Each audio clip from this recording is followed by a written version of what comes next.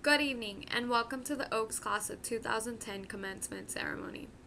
As I started to write this speech, I reminisced about our 4 years here at UCSC. Life here has truly been like a race from the beginning to the end, but what matters now the most is what we've accomplished between them. We came to Oaks College, a place where we learned to take risks and try out new ways of meeting each other across racial, ethnic, and class differences. We learned that difference wasn't a barrier, but an invitation to grow. As we moved in and adjusted with our unfamiliar roommates, we also went through a stage of self-discovery and started to identify who we really were on the inside. The core course helped most of us find our voices about issues we had never really discussed and connect with friends from all sorts of different places. As we connected with people here, we created memories that will last a lifetime. There was a different way of living when it came down to dorm life. This included staying up late, sharing bathrooms, wearing shower shoes, late night downtown adventures to the beach that would end up in Taco Bell, spending a lot of time with people talking or watching movies, avoiding NAs and CSOs during quiet hours, or else pulling all-nighters. Also, how could we forget the dining hall and spending countless hours there, which consisted of sneaking tapatio bottles out, and at the end escaping the hungry raccoons when we walked out. Think of the first month and how we dreaded walking up the 300 stairs just to go to the dining hall to eat. Dang, did we miss you moms then. However, those stairs did help keep freshman 15 away from most of us. Last but not least, learning how the buses work around Santa Cruz is an honor of its own. Literally knowing how to read the bus schedule and to recognize the difference between a loop, upper campus, perimeter, core, and not to forget the 10, 12, 15, 16, 20. And it seemed like the list just never ended. At least we've learned that we can now manage to get around when it comes to taking buses. And if not for buses, we know we can handle to make it past Cardiac Hill which was like climbing Mount Everest just to get to class at the beginning. In our 4 years, most of us have managed to accept procrastination as an achievement or as a way of life. We have learned to wing 7-page papers in 2 to 3 hours before they're due.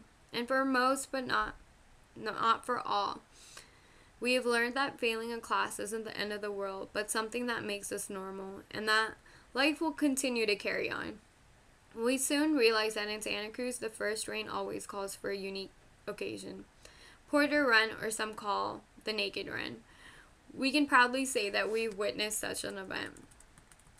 With the education and experience that this university has given us, we have learned that we share the same desire for peace and prosperity, the same quest for justice and equality, and the same love for openness and opportunity.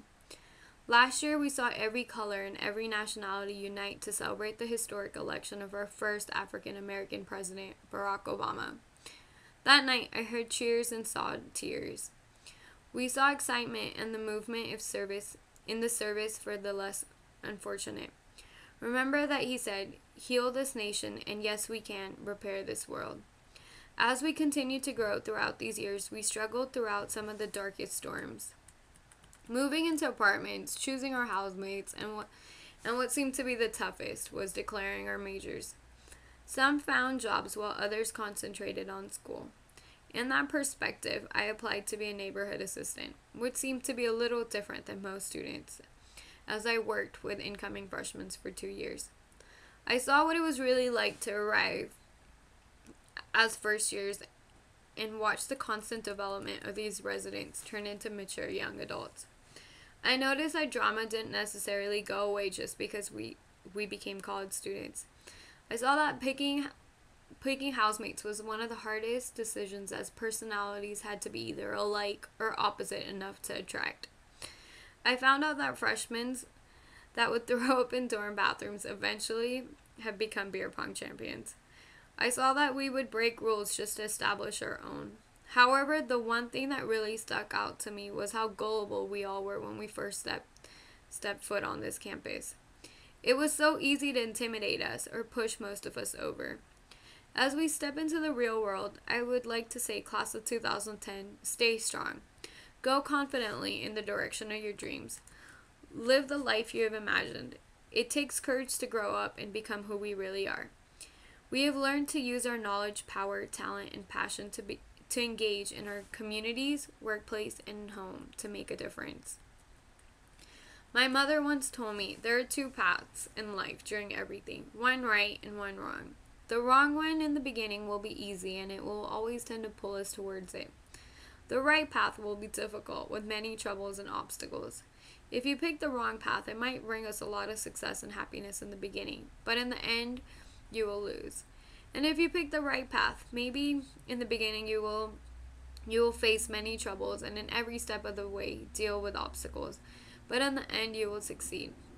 Besides, remember in the years to come, if you need someone to make you laugh when you're sad, make you smile when you're crying, tell a brutal, honest truth, or help you see your dreams come true, your friends will always be there.